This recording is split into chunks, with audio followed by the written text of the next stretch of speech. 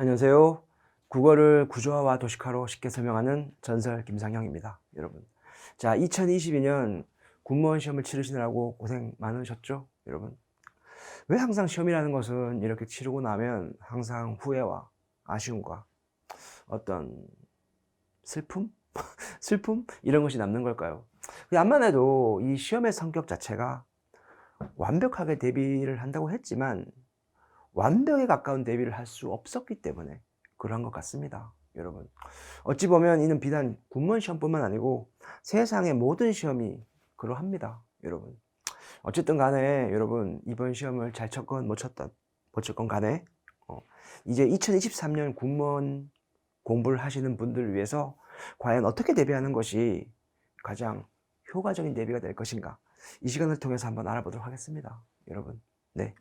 자, 먼저 전체적으로 25문제에 대한 총평을 내리지 않고요, 분야별로 한번 살펴보도록 하겠습니다. 여러분. 자, 먼저 문법인데요. 문법. 총 8문항이 출제되어 있습니다. 여러분. 25문제 중에서 8문항이라 꽤 많은 내용입니다. 그죠? 사실 군무원 시험 자체가, 문법 자체가 군무원 시험의 당락을 결정할 만큼 정말 꽤 많은 양의 문법 문제가 출제되고 있습니다. 여러분. 그래서 문법이 약하다면 절대로 군무원 국어에서 좋은 성적을 거둘 수가 없는 건 당연한 사실이죠. 여러분. 자, 보시면, 근데 문제 자체는 보면 여러분도 풀어보신 분은 피부로 느꼈겠지만 완전 어렵다는 아니었습니다. 한 중간 정도? 중중? 중하? 중중? 중간 정도 평이했다라고 볼 수 있습니다. 여러분. 특히 띄어쓰기가 2문제가 출제된 것은 좀 이례적인 일이긴 한데요. 여러분, 그렇게 완전 못 풀 만큼 어렵진 않았고요. 그 다음 단어 형성법 역시도 괜찮았습니다. 그리고 표준어 규정에서 깡총. 사실 표준어 규정을 한 번이라도 본 사람들은 깡총을 놓쳤을 리가 없다고 생각합니다. 여러분. 이건 적중이 아니고 당연히 봐야 되는 거죠. 그지? 표준어 규정에서 그 네모 칸 안에 있는 거 있잖아. 그거는 그렇게 많지 않거든요. 그건 한 번쯤은 봐줘야 됐었어요. 그래서 요거는 맞아야 되는 문제 같고요. 그 다음 높임 표현이 나와 있는데요. 높임 표현, 주체 높임 선어말어미 시, 그 다음 특수어휘 쓰는 거, 이것도 뭐 괜찮았고, 그 다음 한글 맞춤법, 사이쇼 표기, 요게 조금 마음에 걸립니다. 왜냐하면 공깃밥, 편지글, 이게 사실상 요 두 어휘가 헷갈렸을 생각해요. 왜냐면 자주 나온 단어, 자주 출제된 단어는 아니었거든요, 여러분. 그러니까 공기밥이야, 공깃밥이야, 편지글이야, 편지글이야 에서 충분히 혼선이 올 수 있었기 때문에 요 문제는 항상 사이쇼는 어려워. 그지? 만만하지 않아요, 여러분. 그 다음에 용언의 활용, 보다, 뭐뭐 했나 보다. 뭐 이것도 뭐 특별히 공부하지 않아도 의미를 따지면 되는 것이라서 뭐 그렇게 어렵진 않았던 것 같고, 풀만했고. 그 다음 로마자 표기법 같은 경우에도 가장 기본적인 거를 물었기 때문에 뭐 웬만큼 공부한 사람들은 접근할 수 있습니다. 그래서 여러분, 문법 같은 경우에는 전반적으로 쉽지도 않고 어렵지도 않았다. 딱 중간이다. 이렇게 약간 그 회색조이자적인 그런 태도를 취하고 싶습니다. 딱 중간 형태. 그지? 그러니까 열심히 공부한 사람들은 득점할 수 있었다. 문법을 깔끔하게 정말 열심히 했던 사람들은 한 만큼 득점할 수 있는 그런 문제들이 출제되었다고 생각합니다. 여러분. 자, 그렇다면 문법 어떻게 대비할 것인가? 자, 이 군무원 문법은 되게 다양하게 골고루 출제가 되니까요. 여러분, 한 곳에 치우친 공부는 위험합니다. 사실 있잖아, 일행직 국가직 같은 경우에는 이론 문법이 아예 나오지 최근에 3년 동안 거의 안 나와요. 그러다 보니까 공부 방향을 어문 규정에 맞출 수도 있습니다, 여러분. 하지만 군무원은 그렇지 않아요. 군무원은 다양하게 출제가 되고 있으니까 여러분, 이론 문법, 어문 규정들을 골고루 공부하시고, 비슷한 말이지만 여러분, 이 전 영역에 걸쳐서 기본기에 충실하는 것이 좋을 것 같습니다. 기본기에 충실한다는 말은 무슨 말이에요? 문법 같은 경우에는 핵심 개념을 명확히, 알겠죠? 핵심 개념을 명확히 하고 어떤 문법적인 능력 있죠. 뭐 품사를 파악한다든지, 문장 성분을 파악한다든지, 절을 구분한다든지, 그죠? 뭐 피동, 사동, 높임 표현, 이런 능력을 기를 수 있는 것. 그지? 이런 것을 말합니다, 여러분. 그리고, 어찌 보면, 지금까지 말한 내용은 워밍업에 불과하고, 정말 중요한 것은 이걸 바탕으로 해서 정말 다양하고 폭넓은 문법 기출문제를 머릿속에 넣어가는 거죠. 그죠? 그래서 기본적인 문제, 기본적인 평이한 문제는 기본기에 충실하면 풀 수 있고, 그 국문 문법의 특성상 뭐가 있어? 그 지엽적인 내용 있잖아요. 그 지엽적인 내용을 여러분, 전 이 말을 강조하고 싶습니다, 여러분. 지엽적인 내용을 기본기에 넣는 게 아니고, 기본기는 핵심만 공부하시고, 지엽적인 내용은 기출문제에 있는 지엽적인 내용을 통해서 기출문제를 다양하게 풀어보면서 기출문제에 대한 어떤 방어력을 키우는 게 어때요, 여러분? 그게 더 가장 효율적일 것입니다. 알겠죠? 지엽적인 문제는 기출문제를 많이 갖고 가십시오. 그러면 충분히 대항력이 생깁니다, 여러분. 자, 그 다음 문학. 문학은 25문제 중에 4개가 출제되었으니까 문법에 비하면 그렇게 많은 비중을 차지하고 있지는 않았습니다, 여러분. 근데요, 우리가 여기서 군무원 시험, 이번 2022년 군무원 시험에서 눈여겨볼 게 뭔가 하면, 이 현대시하고 현대시, 그리고 지금 이 고전시가를 보시면, 일단 현대시 잠깐 보겠습니다, 여러분. 현대시를 보시면 해바라기라고, 김광섭 해바라기라고 시가 나왔는데, 저도 문제를 풀어봤는데 한 번 읽고 2번 읽었습니다. 그리고 문제를 풀면서 좀 더 봤어요. 제가 수험생이 아니기 때문에 더 볼 수 있었지, 수험생이었다면 좀 당황할 수 있었던 문제 같습니다, 여러분. 그러니까 이게 어떤 생명에 대한 욕구인지 환희 삶에 대한 추구인지, 이게 사실 겹치는 부분이 없지 않아 있습니다, 여러분. 그래서 이건 고난도 어렵습니다. 쉽지 않았다는 얘기죠, 여러분.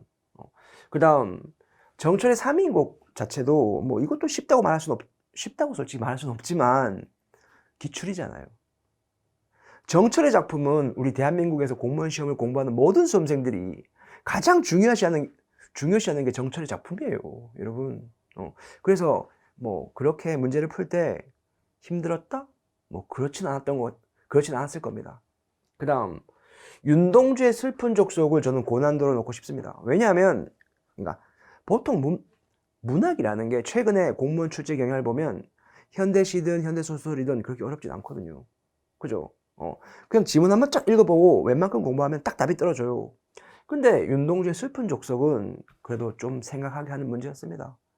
대유법이라도 여러분 어떤 그 사물의 작은 속성, 어떤 부분, 이런 것보다도 어떤 행위를 바탕으로 전체를 드러냈기 때문에 쉽게 찾아서 정답을 가볍게 체크할 수 있는 문제는 아니었습니다, 여러분. 그래서 이 2문제를 맞은 사람은 한 발짝 앞에 있는 거죠. 그지?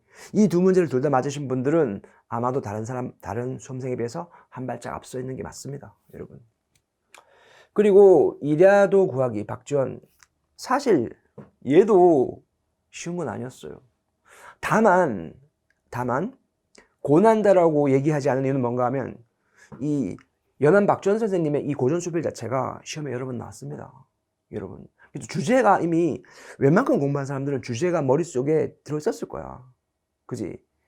어떤 외물, 눈과 귀, 이런 감각에 현혹되지 않는 삶, 이것을 강조한 그런 고전수필이었기 때문에 주제만 파악했으면 여러분 그래도 접근이 가능했습니다, 여러분.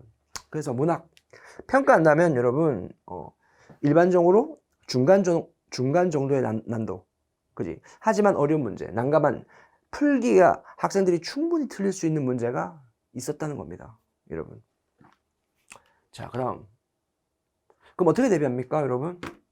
뭐 세상의 모든 공부 마찬가지일 거라 생각합니다. 기본에 충실하십시오, 그지?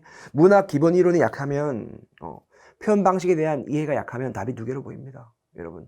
기본 이론에 충실, 그지? 뭐 시, 소설 이런 것들 이런 것에 관련된 기초 이론, 뭐 표현 방식, 뭐 이런 것들 있잖아요. 거기에 강해지시고, 이를 바탕으로 해서 반드시 주요, 저는 기출문학 작품 전체를 정리하라고 안 했습니다, 절대. 주요. 이 주요란 말이 뭔가 하면 반복 출제된다는 거죠. 계속해서 반복 출제. 계속 반복 출제가 이루어지고 있는 거. 그지? 어떤 기출문제집이라도 있는 거 있지 않습니까? 그런 것들을 반드시 정리하셔야 됩니다. 고전 시가라면 해석하셔야 되고 정리하셔야 돼요. 여러분. 특히 고전 문학. 이번에도 정철의 3인곡 나왔으니까. 그지? 만약 3인곡이 해석이 안 됐다면 정답을 찾을 수가 없었을 거 아닙니까? 그지? 고전 시가 중심으로 기출문학 열심히 정리하시고 분석하십시오. 그러면 설령 한 걸음 두 발자국 물러서서 전혀 낯선 작품이 나온다고 해도 여러분의 마음속에는 뭐가 있다? 여러분의 마음속에 뭐가 있다? 분석력이 생깁니다. 그 분석력, 문학 작품을 분석할 수 있는 능력은요, 주요 핵심 기출 작품을 정리하면서 분석하면서 생기는 거거든요. 그죠? 그래서 하루아침에 생기는 것이 아니니까 어떻게?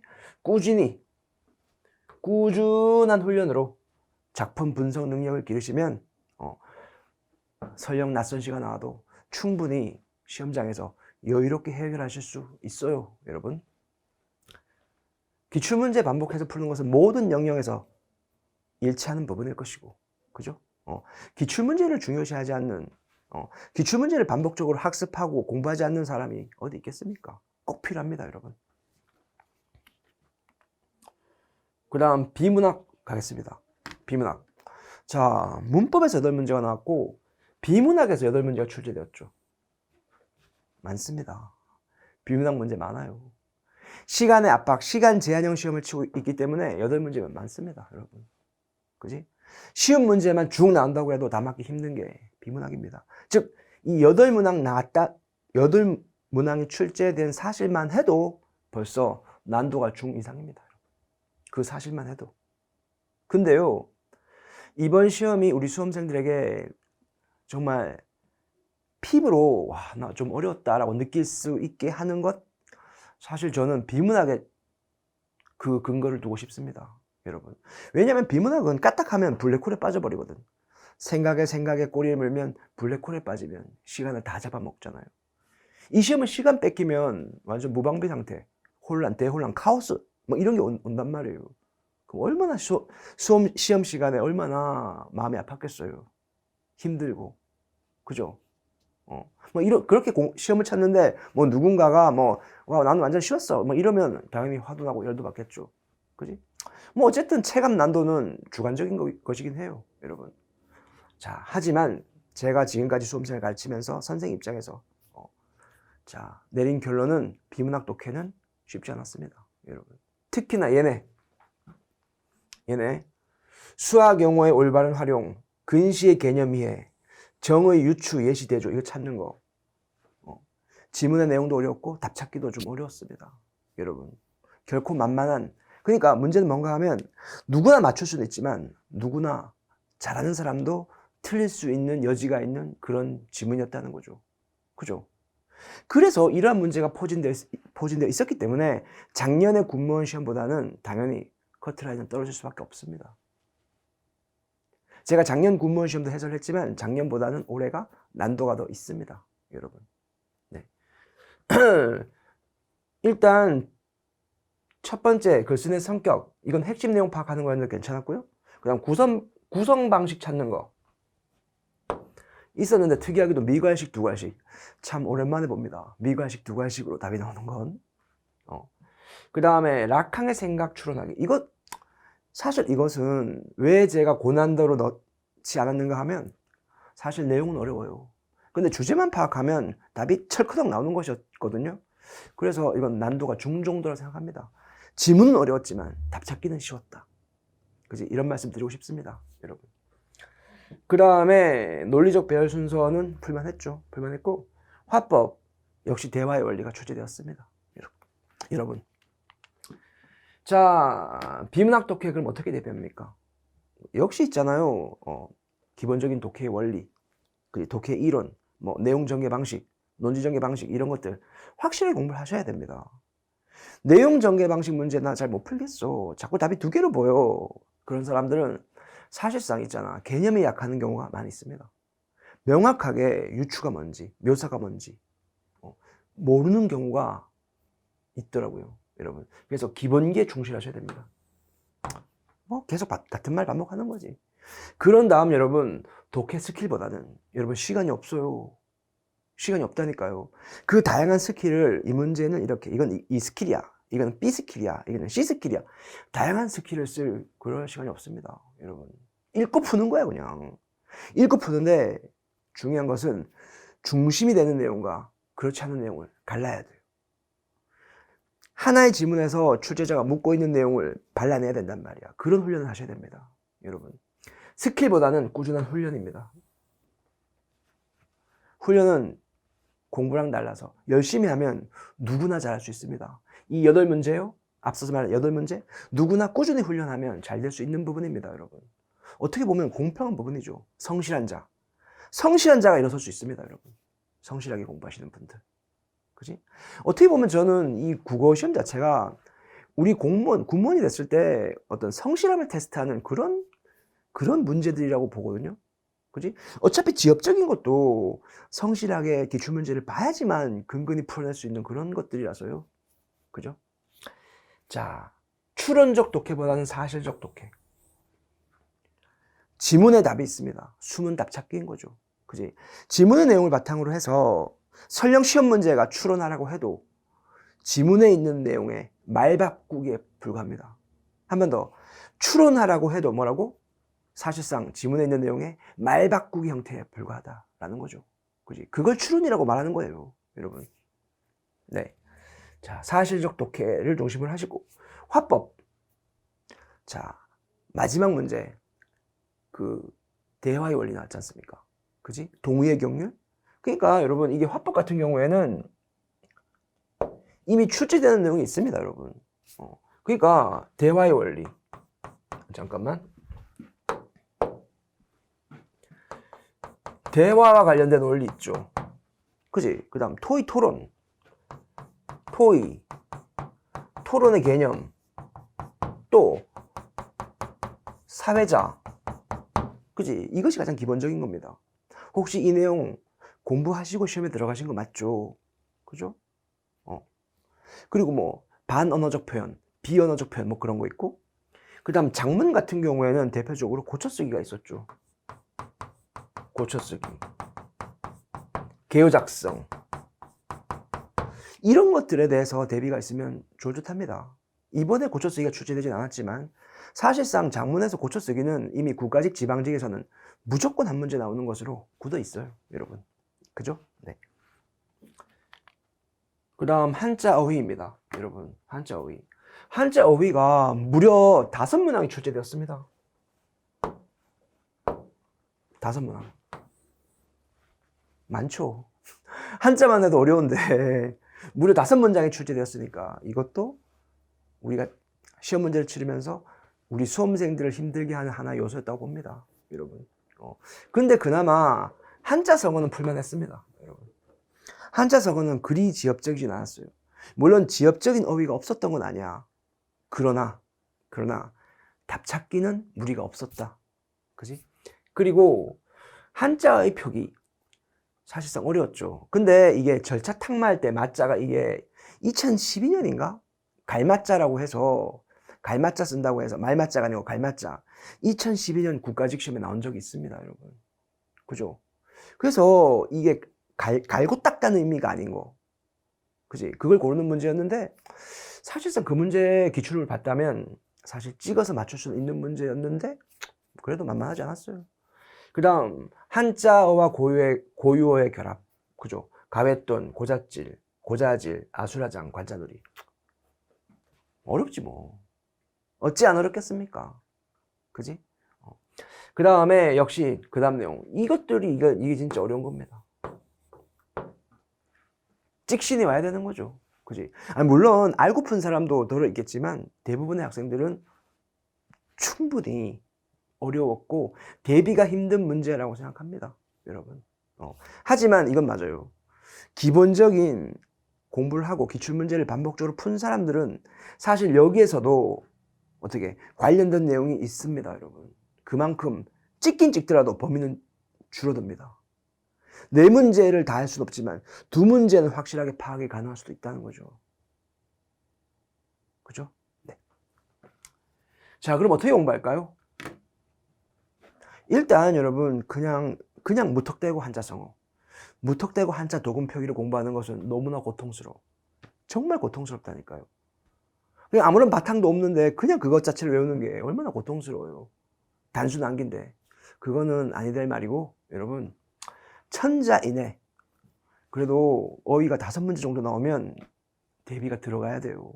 아니 문학이 4문제 나와도 대비하지 않나요, 많이? 근데 지금 어휘 한자가 5문제니까 더 공부해야 되잖아, 어떻게 보면. 물론 이번 시험만이 정답은 아니지만 이번 시험을 바탕으로 했을 때, 그죠? 그러니까 여러분 일단 기본적인 한자 이해가 중요합니다, 여러분.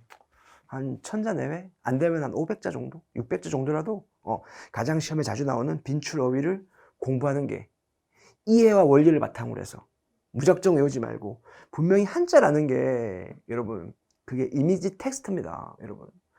정말 알고 보면 한자가 재미있고 감동적이에요. 한 글자 한 글자가 어찌 보면 감동적이고 중국인의 글자 아니요. 우리 문화도 담고 있는 그런 게 한자입니다, 여러분. 우리말에 한자가 얼마나 많습니까, 여러분. 그지? 그래서 어느 정도 한자를 이해하는 것이 시험 공부에도 도움이 되고 우리가 삶을 사는 데도 도움이 되어요, 여러분. 자, 그런 다음에 이게 어느 정도 되었을 때 그때 기출문제를 공부하시는 게 맞죠. 정리된 걸 어느 세월이 몰라 그래요. 그죠? 그래서 기출문제 강의가 있으면 강의를 듣고 아니면 스스로 한자성어나 한자 도금 표기 관련된 것을 기출된 내용을 봅니다, 여러분.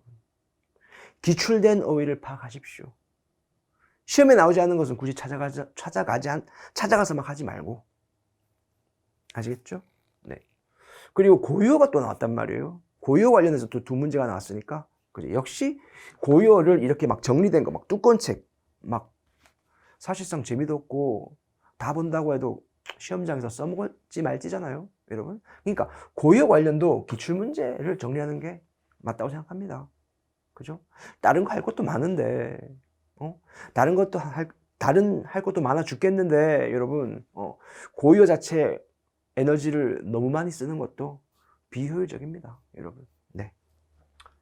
자, 이렇게 해서 여러분 2022년 그렇게 만만하지 않았던, 다시 한번 경각심을 한번 공부하려면 제대로 해라. 그 군무원 시험에 대한 총평과 지금 어떻게 하면 좋을 것인가 대비에 대해서 알아보았습니다, 여러분. 자, 그러면 이제 여러분이 문제를 풀고 지금 시험 끝난 지가 벌써 3일째거든요. 그러니까 어느 정도 여러분이 해설에 대한 궁금증도 해소가 되었을 테니까요. 저는 가볍게 답만 확인하면서 어떤 걸 공부해야 되고 어떻게 이게 어떤 풀이 과정, 제가 수험생 입장에 대해서 이렇게 풀었다 정도를 보여드리겠습니다, 여러분. 자, 그러면 시작하죠.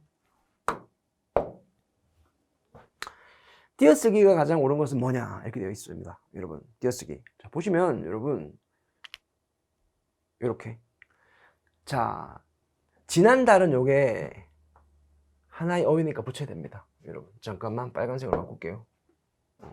그다음 이 겸 있잖아요, 겸. 이게 한글 맞춤법에 나와요.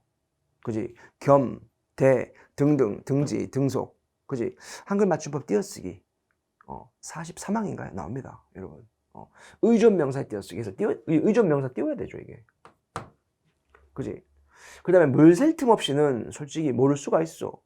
사실 저 단어 하나 안 외울 수 있잖아, 여러분. 근데 여러분 밑에 3번에 보면 좀 더 큰 것, 이게 한글 맞춤법 46항입니다.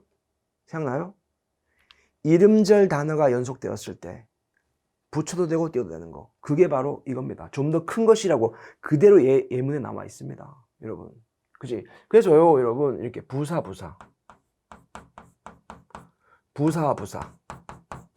그지? 그 다음에 관형어, 체언, 그지? 이름절 단어가 연속되었을 때, 그지? 같은 느낌의 부사, 수량부사, 그지? 관용어 체어는 어떻게? 붙였다 뗐다가 가능한단 말이에요. 붙였다 뗐다가 가능하죠. 이거 공부한 기억 있죠, 여러분? 이것만 명확했으면 사실 물 셀 틈 없이 이건 몰라도 상관없어요. 그렇지 않나요? 가장 중요한 확실하게 한 개 알고 있으면 되는 겁니다. 그러니까 하나를 알아도 확실하게 하는 게 중요해요. 3번 너무 확실하지 않습니까? 그지? 한 잔, 두 잔, 한 입, 두 입, 이 말, 저 말. 꽤 못 온다, 꽤 안 온다. 이런 말들 생각나죠, 여러분? 능커녕은 여러분 기출에 나왔던 거. 그지? 그래서 하나를 알아도 제대로 알면 정말 시험의 그 순간에 큰 도움이 됩니다. 그 다음 파생법으로 만들어진 단어. 그지? 그럼 요거 있잖아요, 여러분. 파생법이니까 어근에 접사 붙은 거. 그지? 접사. 스럽 접사. 하다 접사. 그지? 하다 같은 경우에는 한글 맞춤법 24망이잖아. 그지? 하다와 거리다가 붙는 말. 하다와 거리다가 붙는 말에 접사 이가 붙으면 원형을 표기하고 접사 이나 기타 모음 전미사가 오면 하다와 거리다가 붙지 않는 말은 소리 표기 이렇게 배웠단 말이야. 생각 안 납니까? 네. 하지만 살펴보다 같은 경우에는 접사가 없습니다. 그지? 살피다. 살피다. 보다. 그죠? 그래서 다자리에 연결음이 어가 온 거잖아요. 살펴보다. 그죠? 2번이에요. 그래서 2번도 풀만했다 이거죠, 여러분. 그 다음 사자성어 적절하게 쓰이지 않는 것은 무엇입니까? 그죠? 경강부에는 정말 사람을 짜증나게 합니다. 정말 이치에 맞지도 않는 걸 강제로 끌어와가지고 무조건 자기한테 유리하게. 그런 사람 있어. 호시우보. 호랑이처럼 노려보고 소처럼 걷는다? 그지? 그러니까 이게 언제나 호시부와 훌륭한 리더가 되었다. 그지? 어떤 호랑이 같은 어떤 통찰력, 그 다음 소 같은 어떤 성실함, 그런 걸 말하는 건데 익숙하지 않아요. 이 모를 수 있습니다. 당연히 모를 수 있지. 그 다음 도청도설, 길에서 듣고 길에서 말하는 거. 그래서 이건 알아야 돼. 왜냐면 시험에 여러 번 나왔던 거. 그지? 길거리의 소문, 뜬 소문, 헛소문이에요. 그지? 그 다음 이번에 우리 팀이 크게 이긴 것을 전화위복. 사실 이게 공부를 떠나서 전화위복이란 말 많이 쓰지 않습니까? 맞지? 화를, 이게 재앙화자잖아. 화를 바꿔서 복으로 만든다. 그죠? 근데 팀이 크게 이긴 것이 화가 아니잖아. 그지? 그러니까 전화위복이 아니죠. 자, 4번 정답이요. 그 다음 밑줄친 한자가 나머지 색과 다른 것은 무엇입니까? 그러니까 아까도 말씀드렸듯이 여러분 마무할 때 맞자. 그지? 절차 탁마할 때 맞자. 그 다음에 심신을 연마할 때 맞자. 그지? 이것은 갈맞자입니다. 갈고 닦는 거에 의미가 있습니다. 여러분 갈맞자라고요. 이 갈맞자를 보시면 여러분 이렇게 생각하시면 되잖아. 이렇게 이게 집이다. 그지? 그 나무 목자가 이렇게 있잖아요. 이 갈다는 게 어떤 딱딱한 것에 놓고 끼워서 이렇게 가는 내용이란 말이에요. 그죠? 그러니까 어떤 딱딱한 바위, 돌 위에 놓고 가는 겁니다. 그지? 돌 위에 나무를 얹어놓고 가는 거야. 그지? 분명히 그 돌 자체가 뭔가를 가는 기구가 돌로 되어 있을 거라고, 옛날에. 1800년 전에는. 갈맞자죠. 그지? 근데 이게 힘을 주다 보니 근육이 마비되었다. 이 맞자가 이 갈다는 의미는 적어도 아니란 말이에요. 그죠? 잘 모르지만. 분명히 확실하게 공부할 수는 없지만, 여러분. 그래서 얘가요, 절일 맞자입니다. 절일 맞자, 절일 빗자. 그지? 또는 있잖아, 산맞자를 쓰기도 해요. 마비를요. 그냥 산맞자를 쓰기도 한다는 점, 그냥 시험에 나왔으니까 한 번쯤은 주의 깊게 봐줘야 해요. 그 다음 또 띄어쓰기 나왔잖아. 그지? 그냥 이게 합성어냐, 그렇지 않냐의 문제인 거죠. 그지? 그래서 기회가 있을 때, 기회가 있는 어떤 때, 그지? 한 번, 두 번, 세 번 이런 의미가 아니고, 그럼 이게 시험에 기출에 여러분 한두 번 나왔던 거니까, 그지? 한 번 실패하더라도 다시 도전하면 된다. 이건 띄워야지. 한 번 실패한 거, 두 번 실패한 거, 아니, 한 번 실패잖아. 그지? 하지만 나머지는 기회가 있는 어떤 때. 그치? 한 번, 두 번, 세 번의 의미는 아니에요, 적어도. 그러니까 합성어입니다. 1번만 띄웠으면 되지. 그지? 그래서 띄어쓰기 두 개는 아까 말씀했듯이 풀만했다니까요. 그래도. 그 다음, 두 문제가 있는데요. 6번, 7번 내용 보겠습니다, 여러분. 보시면 일단 중심 문장, 뒷받침 문장 그 위주로 저는 읽어서 제가 문제를 풀면서 밑줄 그은 부분은 노란색으로 했고, 그 다음에 이 노란색과 관련된 약간 똥색 있죠? 그것은 뒷받침 문장. 알겠죠? 그래서 보시면 여러분, 인류는 잠깐만.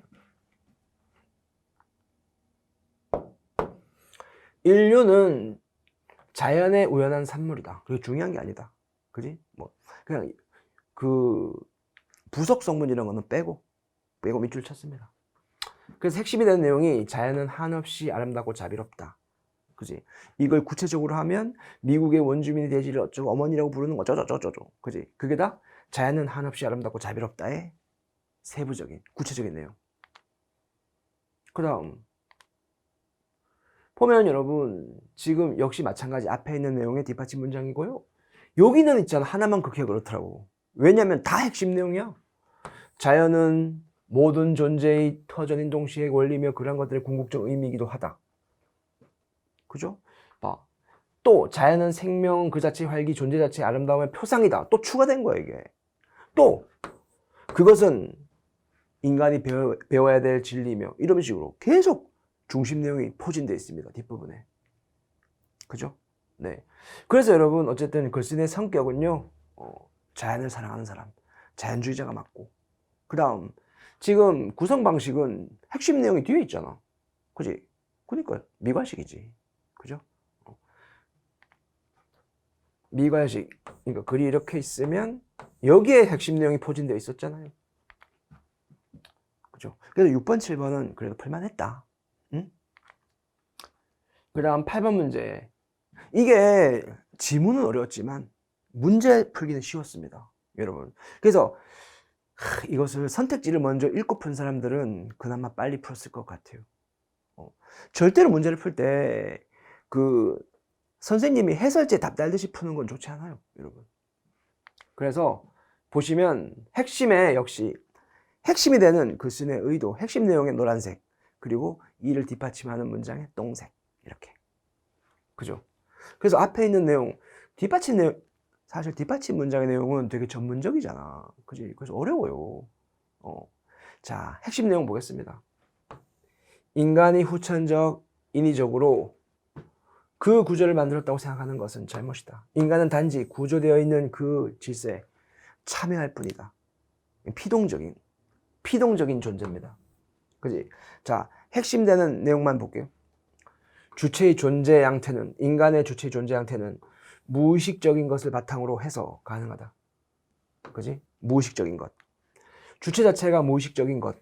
주체가 무의식적인 것이다. 의식하지 못한다. 그지?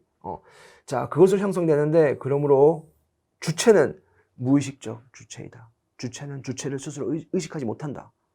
그런가? 그지? 어쨌든 본문 내용 중심으로. 자, 핵심 내용. 라캉. 나의 사유와 나의 존재는 사실상 분리되어 있다. 생각과 존재가 분리되어 있어서, 그지? 나의 사유가 나의 존재를 확인시켜주지 못한다고 주장한다. 내가 나의 존재를 확인할 수 없다라는 거. 그죠? 말 자체가 철학적이고 좀 어렵잖아. 그래서 지문이 어렵다니까요, 여러분. 자, 뒷받침 문장 빼고 마지막. 이러한 연유에서 인간의 욕망은 타자의 욕망이라는 논리가 라캉에게 성립된다. 그죠? 마지막 이런 말도 있어. 내가 스스로 원한 욕망이란 성립하지 않는다. 그지? 인간에게 있어 이 욕망은 다른 사람의 욕망이다.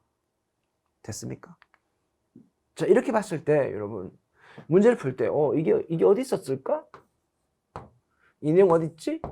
어디 있지? 이렇게 찾아서 마치 해설지를 쓰는 것처럼 풀지 마시고 핵심 내용은 뭔가요? 주체는 자기 자신을 인식하지 못합니다. 주체는 피동적입니다. 여러분. 그럼에도 불구하고 이번에 주체의 의식적 사유, 주체는 무의식적이라고 얘기했잖아. 자기 자신을 의식하지 못한다고. 그지?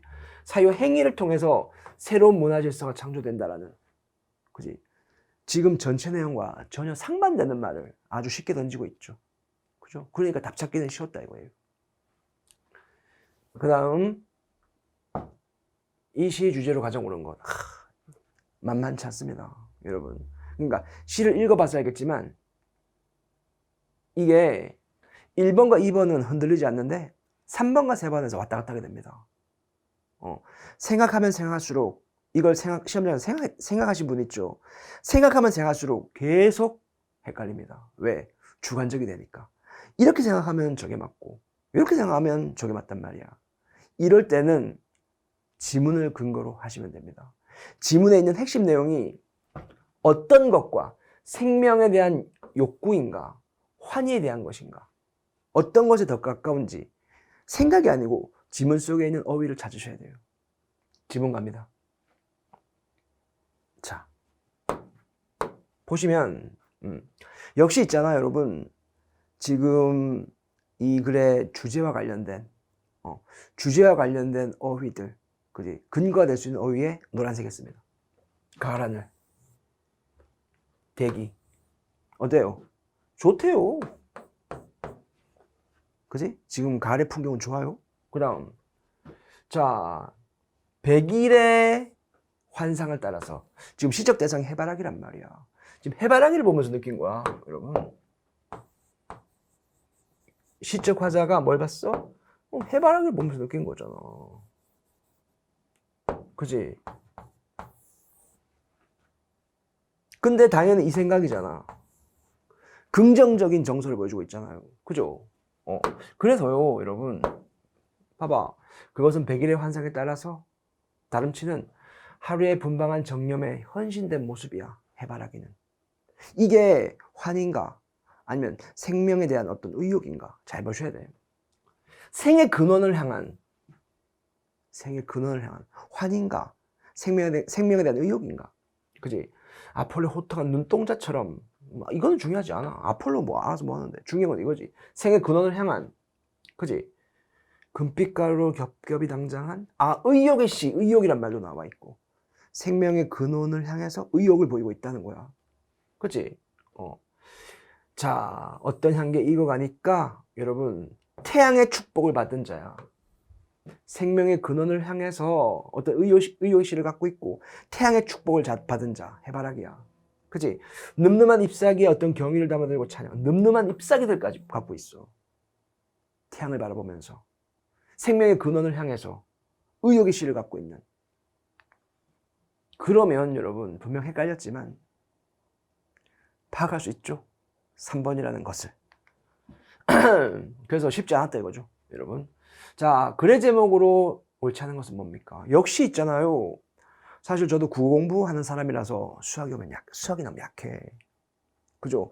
명확하게 이것을 배경 지식 없이 이걸 읽어낼 수는 없습니다. 그죠? 근데 제목을 찾으라고 했으니까 이거는 풀 수 있는 거였어요. 그죠? 그래서 정답의 근거 체크합니다. 자, 방정식이라는 단어. 방정식이라는 표현은 대체로 적절하다.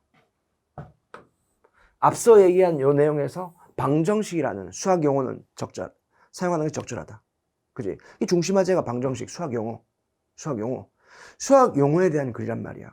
근데 방정식 볼게요. 근데 이런 방정식, 수학 용어는 엄밀하게 따지면 변수의 개수와 방정식의 차수는 무관한단 말이야. 되게 무관해. 또 n차 방정식 이러한 내용들은 앞에 내용 너무 어려워서, 그지? n차 방정식으로 구분해줘야 될 필요가 있단 말이야. n차 방정식으로 구분해줘야만 어떻게? 적절하다. 이거 아닌가? 그지? 또 5차 방정식, 뭐 어떨 정도의 난맥상이라면 5차 방정식 이상이라는 표현이 또 안전하다. 적절하고 안전하고 이거는 무관하다. 방정식의 사용. 이것을 한 방에 말할 수 있는 제목을 찾으면 되죠. 그죠? 그럼 또 헷갈렸잖아, 이게. 1번이야, 2번이야. 1번이야, 2번이야. 헷갈리지만서도 앞에 내용을 바탕으로 했을 때 적절하다, 편안하다.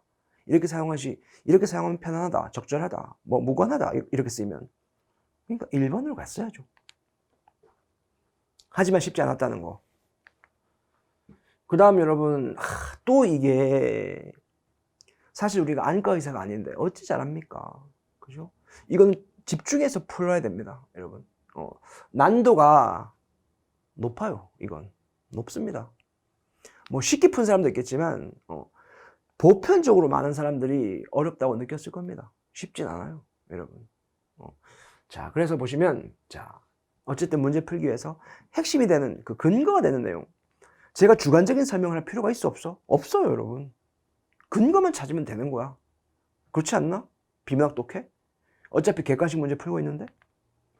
그래서 보면 여러분 보시면 자, 각막과 수정체에 의해서 빛이 굴절돼서 망막의 앞쪽에 초점이 맺게 되면 초점이 맞지 않는 상이 맺힘으로써 흐리게 보이는 거야. 앞쪽에. 알겠죠? 망막의 앞쪽에 초점이 맺히면 안 보여. 그럼 뒤쪽에 있으면 더 정확하다, 잘 보인다는 얘기잖아. 맞지? 이걸 근시라고 하는데 근시의 개념 나왔죠. 비문학 독해할 때 개념은 정말 중요한 거잖아요. 맞죠? 자, 그래서 자, 근시 눈에서 보고자 하는 물체가 눈에 가까워지면 자, 일단 근시라고 가정했잖아요. 그지? 물체가 가까워졌을 때는 잘 보이잖아, 근시면. 그지? 그래서 망막에 어디에 맺혔던 초점이 이쪽으로 이동해서 선명하게 보이게 된다는 거죠. 그러니까 앞서서 얘기했잖아. 망막의 앞쪽에 초점이 맺히게 되면 안 보인다고. 그러니까. 그지? 그러니까 당연히 뭐가 돼요? 앞쪽에 맺혔던 초점이 뒤쪽으로 갔겠죠. 뒤쪽으로. 그지? 그러면서 선명하게 보이는 거야. 맨 같은 내용이 나와요, 여러분. 맨 같은 내용 나와가지고 있잖아요. 자, 근시 정도가 심하면 심할수록 눈 속에 맺히는 초점이 망막으로부터 어떻게? 앞쪽으로 간다는 얘기예요. 앞쪽으로 점점 멀어진단 말이야. 이게 안 보이는 거야. 그지? 앞쪽이지. 잠깐만. 이렇게. 앞쪽, 뒤쪽, 앞쪽. 이런 식으로 된다는 거죠. 그죠? 근데 저도 문제를 풀면서 이게 만만하지 않았어요, 여러분. 자, 어렵고. 그 다음, 기억을 가리키기에 적절하지 않은 것은 뭐냐? 그 많은 전답을 다 팔아버리고, 대대로 살아오는 집마저 남의 손에 설상가상이네. 그지? 엎친 데 덮친 격이네. 그죠? 그래서 여러분 보시면 설상가상 나와 있고, 그지? 전호후랑, 앞에 능호랑이고, 뒤에는 이리새끼. 정말 무섭네. 그 다음 3번, 화불단행. 이 엄청나게 무서운 말인데. 재앙은, 불행은, 단행. 혼자 오지 않는다. 한꺼번에 온다. 그죠? 그래서 요 세 개 같은 말이에요. 그지? 근데 여러분, 지금 4번 같은 경우에는 고장난명이잖아. 외로울 고, 손바닥 장. 그지? 어려울 난, 울릴 명자. 그지? 고장, 외로운 하나의 손바닥으로는 소리를 낼 수 없다는 거야. 손바닥을 칠 수 없다는 거죠. 그죠?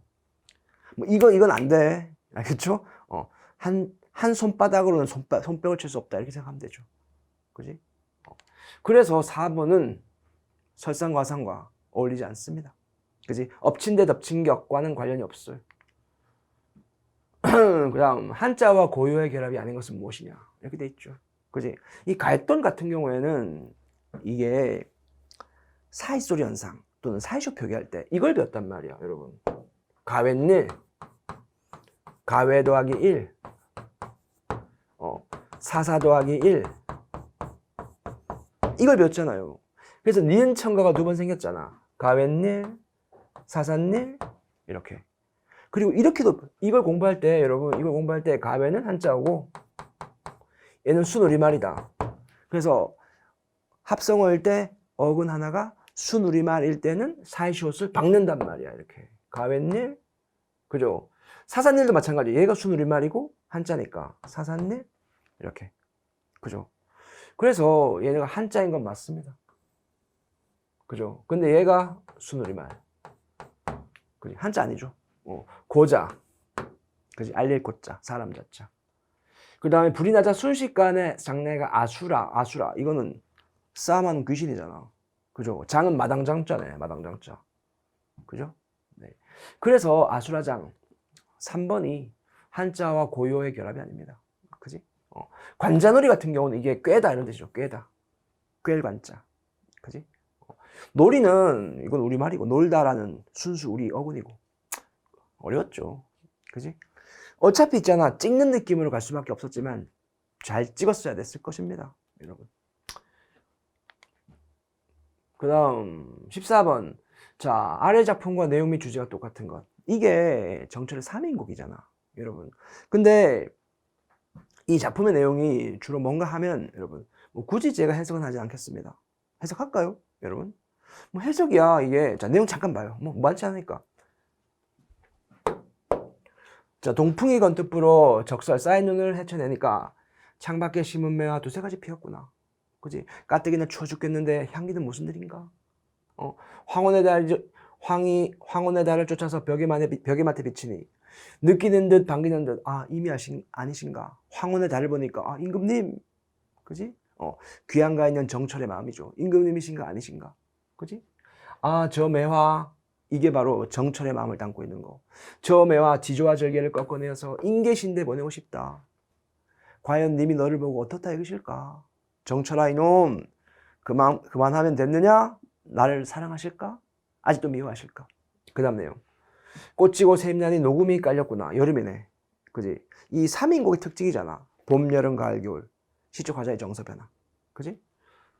나위 정막하고 수막이 비어 있는데 부영을 걷어놓고 공작 병풍을 둘러도니까 앞에 내용 중요하지 않아. 가뜩이나 시름이 많아. 날은 왜 이렇게 길단 말인가? 원앙금 베어놓고 그러니까 원앙 무늬가 있는 비단을 베어놓고 오색실을 풀어내어서 금자로 재워서 님의 옷을 지어냈단 말이야. 그 귀양 가서 혼자 있는 상황 속에서 님의 옷을 만들어내었어. 얼마나 정성이 갸륵해요. 그지? 수품은 커니와 실력은 물론이거니와 제주도 갖췄구나. 그지? 자, 중간 생략. 산인가 구름인가 뭐도 뭘시고. 산과 구름은 이게 왜 있는가 하면 임금과 화자 사이를 방해하는 방해물, 상징. 가끔 시험에 나와서 정답이 됩니다. 여러분. 천리만길 니라서 찾아갈 거. 그지? 열거든 열어두고 그 옷을 딱 보고 나서 이게 정철이 보냈구나. 자식 기특하고. 이렇게 반가워하실까? 이렇게. 즉 다시 말하면 여러분 이 글은요. 잠깐만. 시적 화자가 임에 대해서 그지? 어떤 긍정적 정서를 보내고 있는 거죠. 그죠? 이거 구체적으로 뭐 정성, 매화를 보냈고 옷을 보냈고 그러니까 뭐 어떤 정성, 임에 대한 사랑, 그치? 뭐 이런 것을 보여주고 있는 내용입니다. 사랑하는 사람에 대해서 정성과 사랑, 그지? 뭘 통해서, 그지? 매화를 보냈고 옷을 보냈으니까, 그지? 뭐 어떤 자기 자신의 분신, 그지? 어떤 선물 같은 거, 이런 걸 사용해서 자기의 마음을 전하고 있잖아요. 그죠? 자, 1번 보겠습니다. 자, 고인도 날 못 보고 이황의 도산시비곡, 그지? 고인도 옛성현도 날 못 보고 나도 옛성현을 못 봐. 자, 옛성현을 못 봐도 여던 길, 그들이 갔던 길, 학문수양의 길 앞에 있어. 그 가던 길 앞에 있거든. 아니 가고 어찌할 것인가. 학문수양의 태도, 얘는 안 돼. 그죠? 그 다음 삼동의 배옷 입고 아멸의 눈비 맞아. 삼동의 배옷 입고 벼슬하지 않은 선비. 아멸, 바위굴 속의 눈비를 맞았어. 여러분, 시련과 역경 속에 살았어. 구름 낀 변리. 정말 눈꽃만큼 구름 속에 슬쩍 새어나오는 햇볕을 받은 적이 없어. 임금님의 은혜를 눈꽃만큼도 받은 적이 없어. 하지만 서산에 해가 졌다. 이게 있잖아, 여러분. 지금 문제 자체가 내용 및 주제가 요사해야 되거든요. 그죠? 분명히 3인곡은 임금을 사랑하는 노래는 맞습니다. 임금에 대한 연군지정을 노래한 노래가 맞아요. 근데 지금 내용이 지금 차이가 나잖아요. 그지? 왜냐면 임금이 여기선 죽었습니다. 삼인국에서는 임금이 죽지 않아요. 그림의 대상이에요. 시퍼렇게 살아있단 말이에요. 존재 자체가. 내용적으로 맞지 않습니다. 그치? 자, 그것을 슬퍼하노라. 임금의 죽음을 슬퍼하는 노래고. 그 다음 맷버들 가려 꺾어. 이게 여러분, 이게 매화랑 똑같은 겁니다. 그지? 자, 님에게 보내노라. 주무시는 창밖에 심어두고 보세요. 그 맷버들이 밤비를 맞아서 세입이 나잖아요. 그러면 당신을 사랑하는 저라고 생각해 주십시오. 그지? 매화를 보내면서 옷을 정성껏 지어서 보내는 정철의 마음과 유사하잖아요. 그죠? 3번이죠. 4번은 효도하자. 부모님은 우리를 기다리지 않는다. 그지? 풍수지탄 이거죠. 풍수지탄. 자, 정답 3번이고 그 다음 15번 표준어가 아닌 것은 무엇입니까? 표준어 규정의 박스 안에 있는 거. 정말 너무 많은 거는 됐고 그 박스 안에 몇 개씩 들어있는 거 있습니다. 그거 중심으로 공부하시면 돼요. 알겠죠? 그래서 여러분 항상 숭이가 맞잖아요. 발가숭이, 벌거숭이, 뻘거숭이, 빨가숭이, 숭이가 맞고 그리고 총은 항상 충이 맞습니다. 충성할 때 충이 맞다고요. 그죠? 그래서 깡총, 깡충, 깡충, 깡충, 껑충, 껑충 맞는 거예요. 그죠? 깡총, 깡총, 껑총, 껑총은 틀린 거예요. 항상 충만 맞다니까. 뭐 이렇게 수업을 했었었죠. 자, 그래서 여러분 틀린 건 2번이 됩니다. 자, 이거 하나 외워가지고 맞고 이런 게 참 안타까운 문제이긴 하네요. 이러한 문제가. 그렇지? 어쨌든 표준어 규정을 기억하라 이런 뜻입니다. 그 다음에 경어법이죠. 그지? 자, 보시면 얘도 크게 문제가 될 게 없었던 것이 이게 잘 보입니다. 여러분 봐요. 용언에 높임 표현할 때 선어말 어미 시를 써야 됩니다. 그지? 또 어휘적으로 높임의 용언이 따로 있는 경우에는 반드시 그걸 써라. 그게 바로 특수어입니다. 그지? 잡수시다, 뭐 드시다, 뭐 엿주다, 뭐 이런 거 있잖아요. 그죠? 그런 거란 말이야. 그래서 이 두 가지가 다 쓰인 게요. 다 쓰인 게 4번밖에 되지 않습니다. 나머지는 부족해요. 4번 봐요. 할아버지께서 주무시다. 자다가 아니고 주무시다. 특수어휘 있었지? 가셨다. 가시였다의 준말이잖아. 여기에 주체 높임 선어말 하면 시가 보이잖아요. 그죠? 네. 그래서 16번은 가볍게 풀 수 있는 문제였다. 그러니까 문제가 이게 이 군문 문제가 정말 어려운 문제만 쭉 있는 게 아니고 쉬운 문제도 있고 어려운 문제도 섞여 있는 그러한 문제였습니다. 그러한 시험이었어요, 여러분. 그 다음 아래 글에 나타나지 않는 설명 방식. 이거는 문제 정답 찾기가 어려운 게 아니고 시간이 많이 걸려. 시간이 많이 걸린다니까. 이게 나쁜 문제야 진짜. 시간을 절약한 사람이 이기는 거예요. 그죠? 그래서 보시면 자, 지금 텔레비전에서 그 자막의 종류 예시가 나와 있고요. 예시가 나와 있고 그 다음에 관객이나 시청자가 읽을 수 있도록 화면에 보여주는 글자 그게 자막이다. 정의 나와 있습니다. 그지? 그리고 그 다음 내용 영화의 자막은 이렇고 텔레비전에서는 자막이 이렇다. 영화와 텔레비전 대조를 보여주고 있습니다. 그죠? 2번의 유추. 어떤 유사성을 바탕으로 추리하는 방식. 유비추리 준말. 유추는 없어요, 여러분? 18번 순서대로 나열한 것은 무엇입니까? 그지? 이것도 풀만했던 게 뭔가 하면 이 처음에 줬잖아. 그지? 봐요. 각국 정부들은 인간의 건강을 증진하고 인간 활동이 야생 및 원시 지역에서 만들어낸 해로운 결과를 줄이기 위해서 상당한 자원을 투자해왔다라는 거야. 상당한 자원을 각국 정부가 투자해왔다. 자, 순서대로 바로 잡아. 그지? 이 많은 조치들. 그지?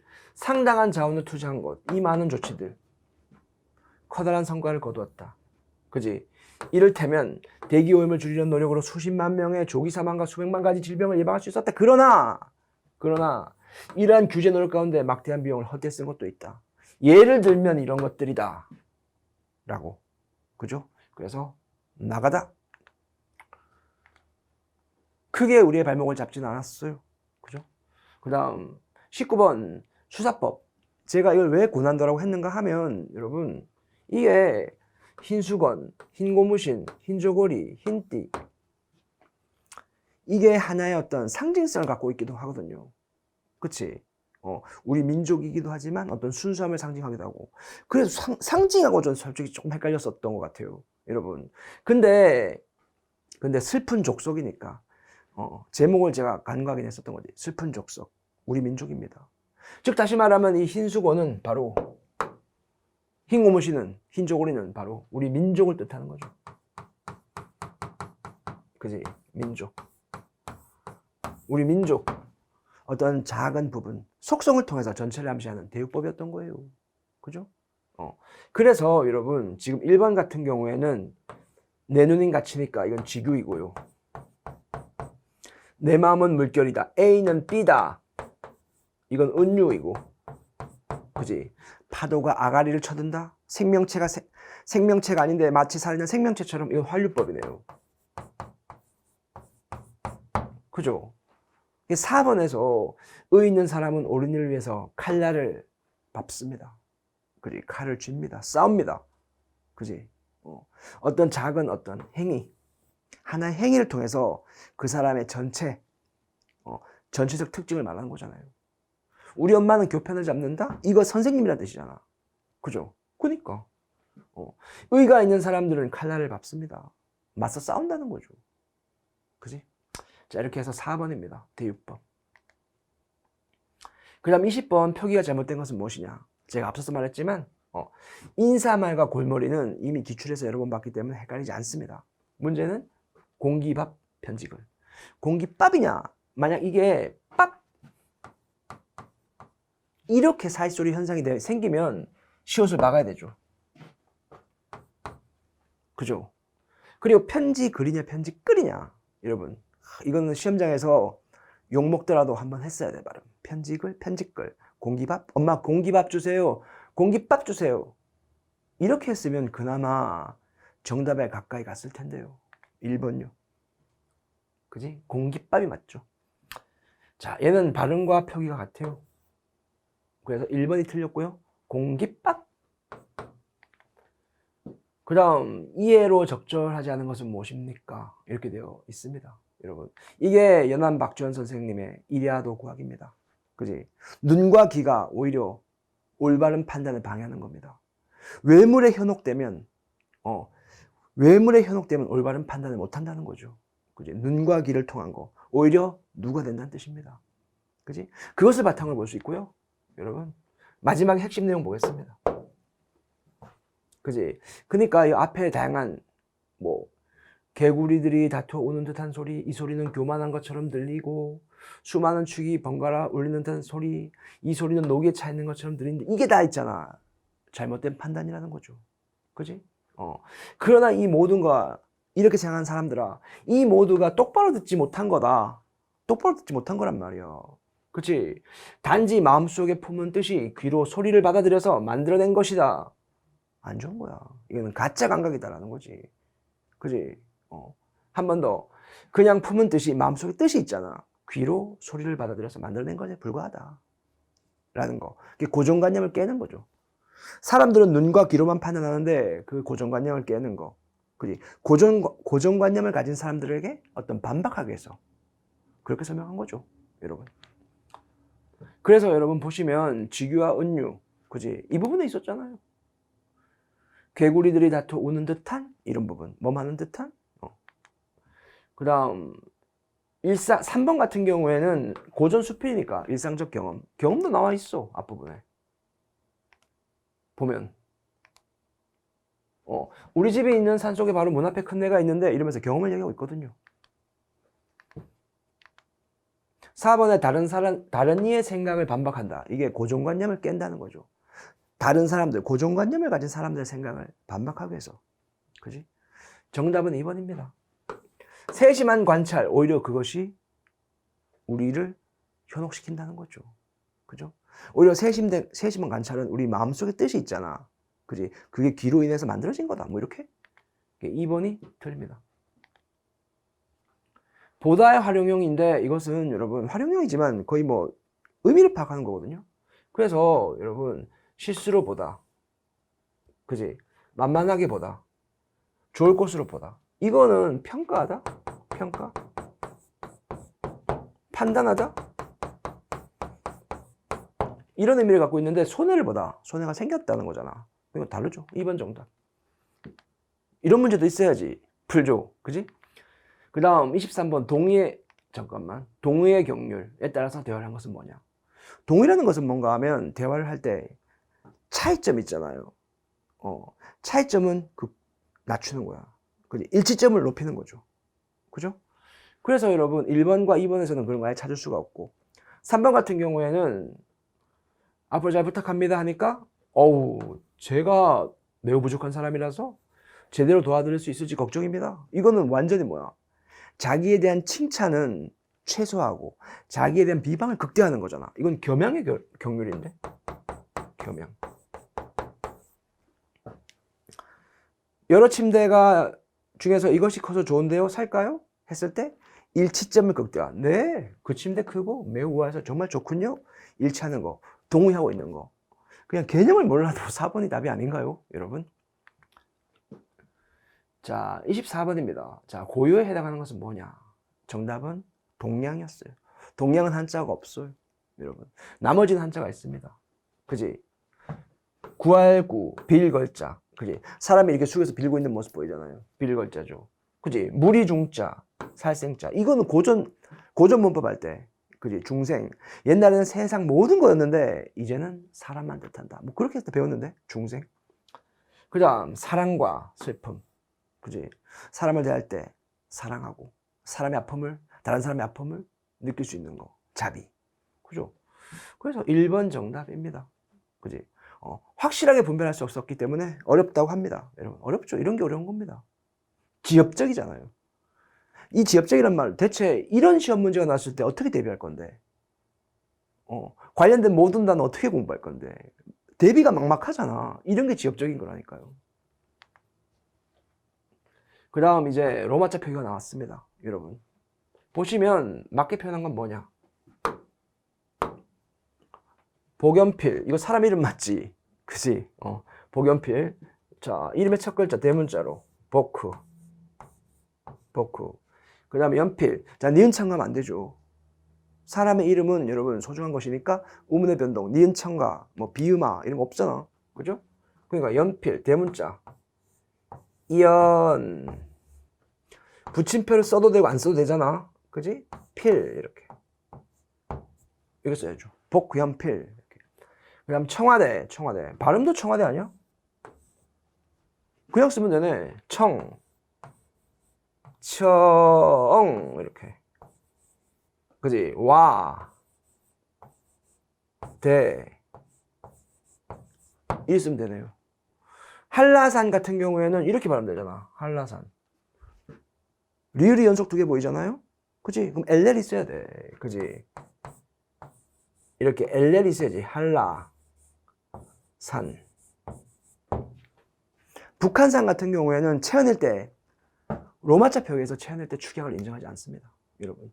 그래서요. 그냥 얘를 쓰면 됩니다. 여러분. 그래서 부크.